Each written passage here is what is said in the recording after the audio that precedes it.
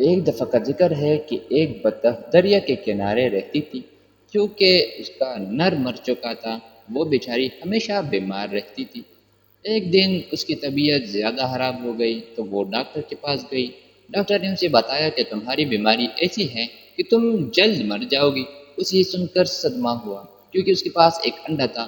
اسے ڈر لگا کہ اگر وہ مر گئی تو اس انڈے کا کیا ہوگا، جس میں سے جلد ہی بچہ نکلنے والا تھا، اور پھر اس بچے کو کون سنبھالے گا۔ لہٰذا وہ جنگل میں رہنے والے اپنے سب دوستوں کے پاس گئی اور انہیں اپنی ساری کہانی سنائی، لیکن ہر کسی نے ہی اس کی مدد کرنے سے انکار کر دیا۔ بیچاری بطخ نے ان کی بہت منتیں کی کہ خدا کے لیے تم لوگ مرنے کے بعد میرے بچے کو اپنا سایہ دینا، لیکن کسی نے اس کی بات نہیں مانی۔ بیچاری بطخ بھی کیا کرتی، اس کے ذہن میں خیال آیا کہ کیوں نہ اپنے بھائی مرغے کے پاس جایا جائے تو وہ ضرور میری مدد کرے گا۔ لہٰذا وہ مرغے کے پاس گئی اور سارا قصہ سنایا۔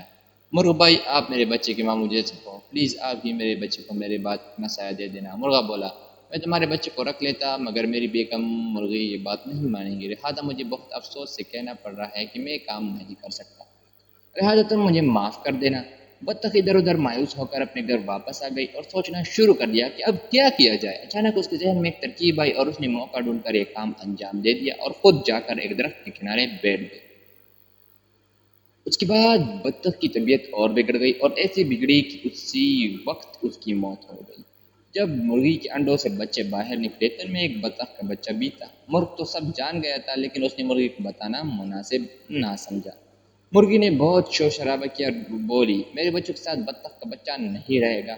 مرغ نے اسے بہت سمجھا، لیکن مرغی نے اس کا کہا نہیں مانا۔ مرغی نے اپنے بچوں کو منع کر دیا کہ کسی کو بھی بطخ کے بچے سے بات نہیں کرنی ہے۔ سب نے مرغی کی بات مانی، لیکن دو چوزے نے اپنی ماں کی بات نہ مانی۔ وہ جو خود کھاتے اپنے ساتھ اس بطخ کے بچوں کو بھی کھلاتے۔ مرغی کو بطخ کے بچے سے سخت نفرت تھی، وہ اسے دیکھنا بھی پسند نہیں کرتی تھی۔ ایک دن مرغی کے ذہن میں خیال آیا کہ ہم سب مل کر دریا کے کنارے سیر کو جائیں گے، ہم سب واپس آ جائیں گے اور بطخ کے بچے کو وہی چھوڑائیں گے، یوں اس سے جان چھوٹ جائے گی۔ وہ لوگ سیر کو نکلے، وہاں پہنچتے ہی ایک چوزا دریا کے کنارے چلا گیا اور ڈوبنے لگا۔ یہ دیکھ کر مرغی زور زور سے چیخنے چلانے لگی، کیونکہ بطخ کے بچے کو تیرنا آتا تھا، لہٰذا اس نے فوراً دریا میں تیرنا شروع کر دیا اور چوزے کو نکال کر باہر لے آیا۔ مرغی نے جب دیکھا تو اسے اپنی کیے پر بڑی شرمندگی ہوئی اور اس نے بطخ کے بچے سے معافی مانگ کر اسے اپنا بیٹا بنا لیا۔ اس طرح وہ سب ہنسی خوشی رہنے لگے۔ دیکھا بچوں، کیسے بطخ کے بچے نے مرغی کو بچایا اور کیسے اس کا بھلا ہوا۔ اس لیے تو کہتے ہیں کہ کر بھلا سو ہو بھلا۔ اگر آپ کسی کے ساتھ اچھا کرو گے تو آپ کے ساتھ بھی اچھا ہی ہوگا، لیکن اگر آپ کسی کے ساتھ برا کرو گے تو آپ کے ساتھ بھی برا ہوگا۔ ملتے ہیں ایک نئی ویڈیو میں، تب تک کے لیے اللہ حافظ، اور پلیز چینل کو سبسکرائب کر دینا، میں آپ کے لیے اتنی محنت سے ویڈیو بناتا ہوں۔